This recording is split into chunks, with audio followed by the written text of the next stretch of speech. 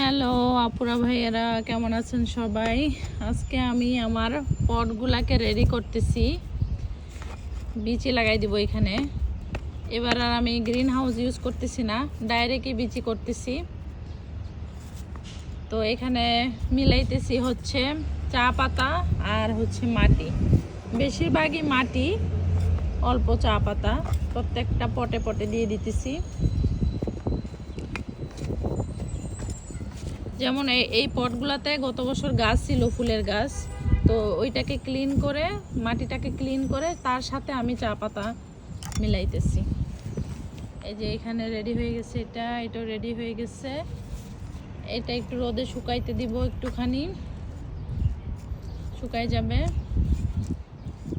Just একটু শুকাইলেই হবে, তারপর বিচি দিয়ে দিব।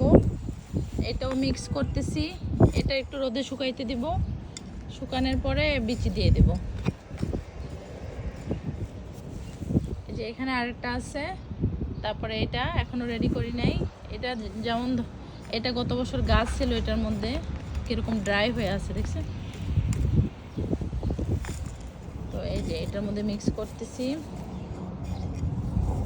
এগুলো হচ্ছে চা পাতা।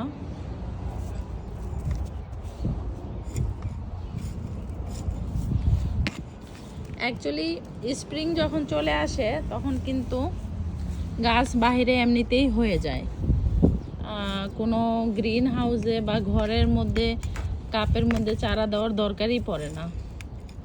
স্প্রিংয়ে যদি টিউলিপ ফুল বাইরে ফুটতে পারে তাহলে তো বিচি দিয়ে দিলে পরে ইয়েটাও, গাছটাও হয়ে যায়, আর ওই গাছটা অনেক হেলদি স্ট্রং হয়। ওইটা একদম রেডি টু, যেখানে গার্ডেনের বেডস থাকে, রেডি টু প্ল্যান্ট।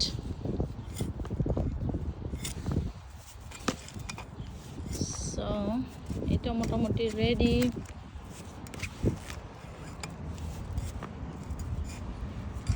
তো এগুলোর মধ্যে আমি চারা করব।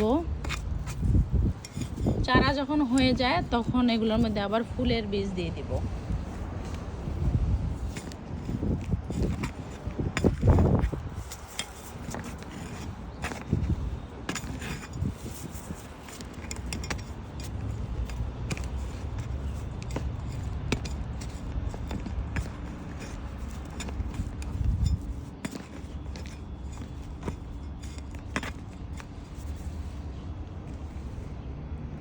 তো মোটামুটি এই চারটা, এখানে 5টা রেডি হয়ে গেছে, আরও আছে পট আমার। এই যে এখানে রেডি করতে হবে এটা,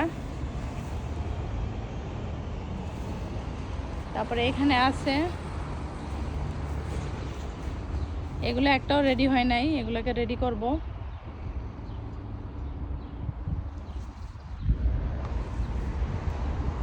আর এমনিতে তো পুরা সব সবুজ হয়ে গেছে, আমাদের নেইবারহুড পুরাই সব সবুজ হয়ে গেছে।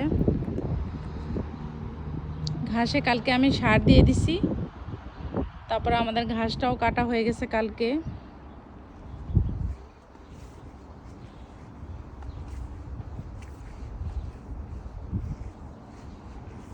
এখানেও আরেকটা পট আছে, এটাও রেডি করব। টিউলিপ ফুটে গেছে, ওই যে হলুদ কালারের ফুটছে, ওদিক দিয়ে লাল কালারের। আমাদের নেইবারহুডটা অনেক সুন্দর হয়ে গেছে। আর এখানে আমি কাজ করতেছি, এখানে আর একটা গাছ লাগাবো ওই গর্তটাতে। তারপরে আরও ক্লিনিং আছে। মাল্চ না দিলে যেটা হয়, এই যে এখানকার এই যে এইগুলা হয়ে যায়, এগুলো হচ্ছে ড্যান্ডিলাইন, দেখছেন এরকম ছাপড়া ছাপড়া করে এক একটা হয়ে যায়। তারপরে এই ফুলগুলা থেকে আরও ছড়ায় যায়। ফুলগুলা যখন পাকে তখন একদম তুলার মতো উড়ে, তখন আরও ছড়ায় যায়।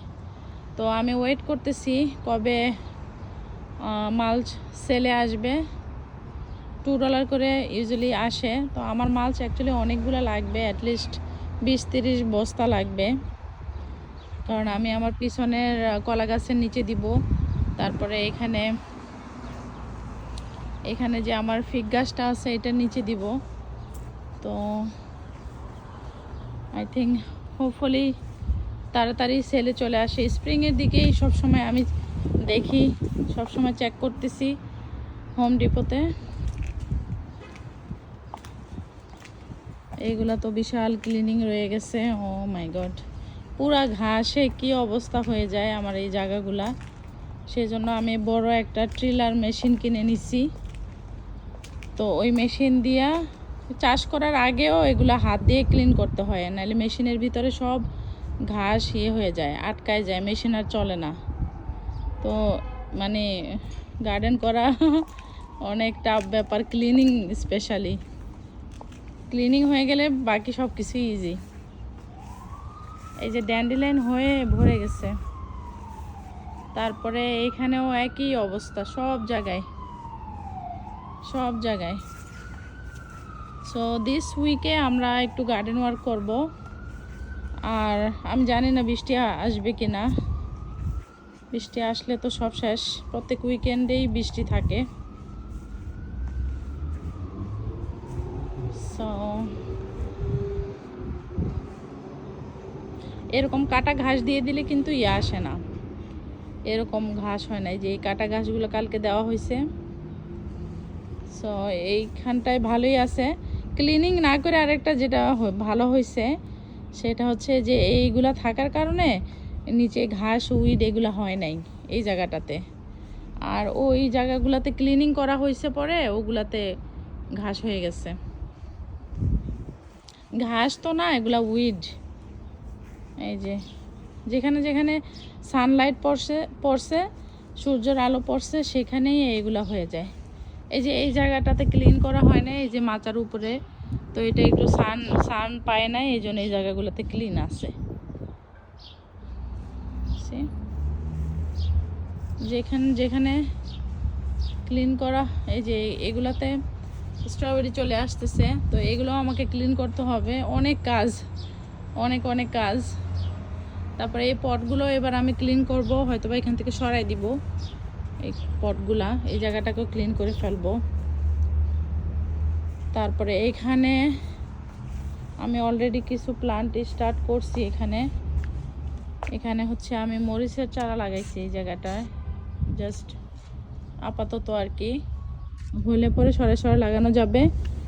আর এখানে লাগানো হয়েছে হলো বন্য আলু। তারপরে এটা তো আমি সেদিন শেয়ারই করলাম। এই যে এখানে আমার গাঁদা ফুলের সব চারা উঠতেছে।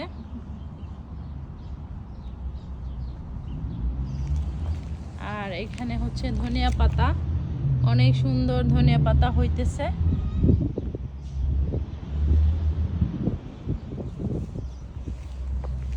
এই যে এখানে উঠতেছে, কয়েকটা উকি মারতেছে, ওই যে সবুজ সবুজ দেখা যায়, এই যে সবুজ। ওকে, এই যে এটার মধ্যে একটু বেশি হয়েছে।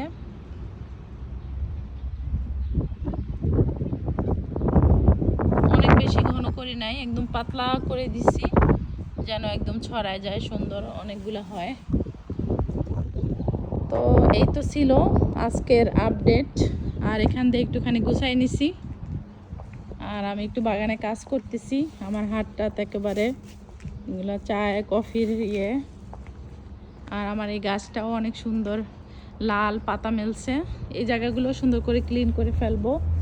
আবার এই বেডসগুলো আমি উঠাই ফেলবো। এগুলোর জন্য আমি কাজ করতে পারি না বাগানে, মাটি কোবানো যায় না, ওইটাতে যায় আটকায়। সো এখানে একটা সিটিং এরিয়া করব, মানে ফিউচার প্ল্যানের কথা বলতেছি, গার্ডেনটাকে কিভাবে সাজানো যায়। এই যে এগুলাকে উঠায় ফেলবো, উঠায় অন্য ডিজাইন করব।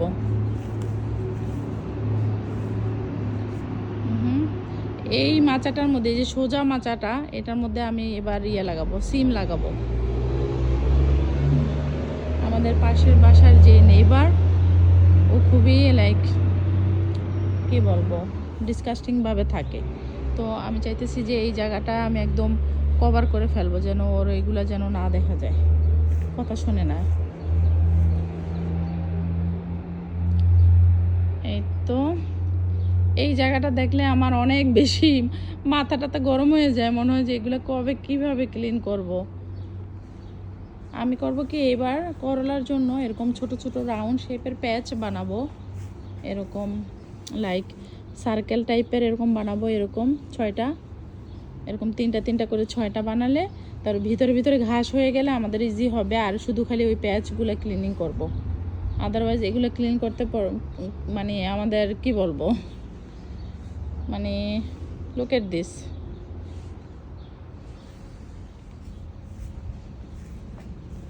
নন স্টপ হতেই থাকে। কালকেই কিন্তু ঘাস কেটে দিল এরকম সুন্দর করে, তারপর আজকে আবার ড্যান্ডিলাইন আবার ফুটে গেছে। কালকে কিন্তু আমি অনেক সার দিয়ে দিছি, একেবারে কোনো স্পেস বাকি নাই, সার দিয়ে দিছি। সারের সাথে যেরকম মেডিসিনও থাকে, যেন বোঝা যায় কিনা জানি না, এই যে হোয়াইট একটা দেখা যাইতেছে না, হোয়াইট, এগুলো হচ্ছে সার। এই যে এই জায়গাটাতে বেশি বোঝা যাইতেছে,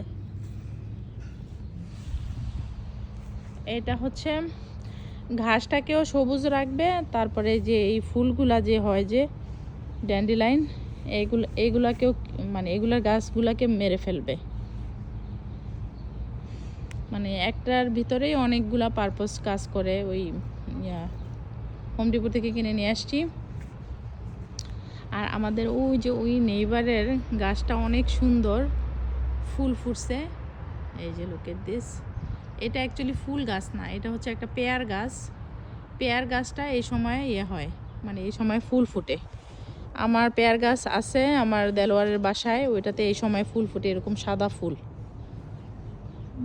আর এই গাছটা অনেক সুন্দর, মানে এই গাছে অনেক ছায়া দেয়। এই গাছটাকে মানে আমি চাই যে আরও সুন্দর করে যেন ছড়ায় যায়, অনেক সুন্দর পাতা। এটা অনেক বড় ছিল গাছটা, আমি কেটে দিছি যেন একদম রাউন্ড শেপ যেন হয়, একবারে গোল হয়ে যেন গাছটা গ্রো করে।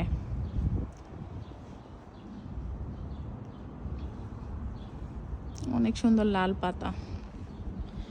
সো দ্যাটস ইট আপুরা ভাইয়েরা, অনেক কাজ বাগানে, মানে কাজ দেখলে আমার মাথা ঘুরাইতেছে। অনেক ক্লিনিং বাকি, অনেক উল্টাপাল্টা হয়ে আছে পাইপ টাইপ। তো এখান দিয়েও আরেকটা মনে হয় মাচা হবে এই জায়গাটা দিয়ে সোজা। তো এই তো প্রতিদিনই একটু একটু করে কাজ করি, যেন একদিনে যেন সব কাজ একসাথে না পড়ে। তো আজকে যেমন পটগুলো রেডি করতেছিলাম, বিচি অলরেডি কিছু কিছু তো দিয়েই দিছি। ও আরেকটা জিনিস যেটা দেখাই নাই, সেটা হচ্ছে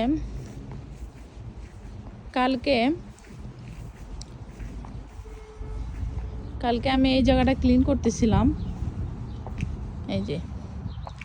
এই জায়গাটা ক্লিন করে আমি কালকে এটার মধ্যে দিছি, কি জানি ওই যে কুমড়ার বিচি, করলার বিচি, এগুলো দিয়ে দিছি। এখানে যা হওয়ার হবে, হলে পরে এখান থেকে নিয়ে যে ওই কুমড়ার মাচার নিচে লাগাইলেই হয়ে যাবে।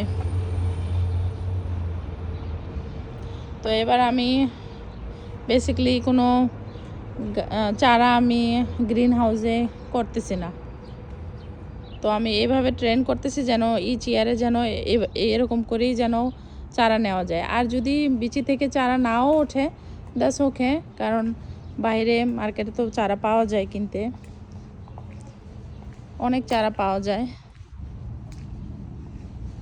ইউজুয়ালি হয়ে যায়, সব গাছ উঠে যায়। ওকে আপনারা ভাইয়ারা সবাই ভালো থাকবেন।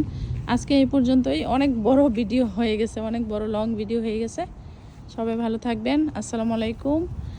আর আমি তো আপডেট দিতেই থাকবো, নেক্সট কি করতেছি, কখন চারা উঠতেছে, কখন চারা লাগাইতেছি, কি মাটি কিনবো এই সময়ে। আর আপনারা যারা যারা গাছ পছন্দ করেন, গার্ডেনিং পছন্দ করেন, তারা এখন বাহিরেই চারা দিয়ে দেন, বাহিরেই বিচি, যে ঘরের মধ্যে দিতে হবে বা গ্রিন হাউসে দিতে হবে, এই ঝামেলারও দরকার নেই। বাহিরে কোথাও পটের মধ্যে এরকম মাটি টাটি দিয়ে বাহিরেই দিয়ে দেন, দেখবেন যে ওখানেই চারা হয়ে যাবে। ইটস অলরেডি সামার হয়ে যাইতেছে। ওকে দ্যাটস ইট আপুরা ভাইয়ারা, আল্লাহ হাফেজ, বাই।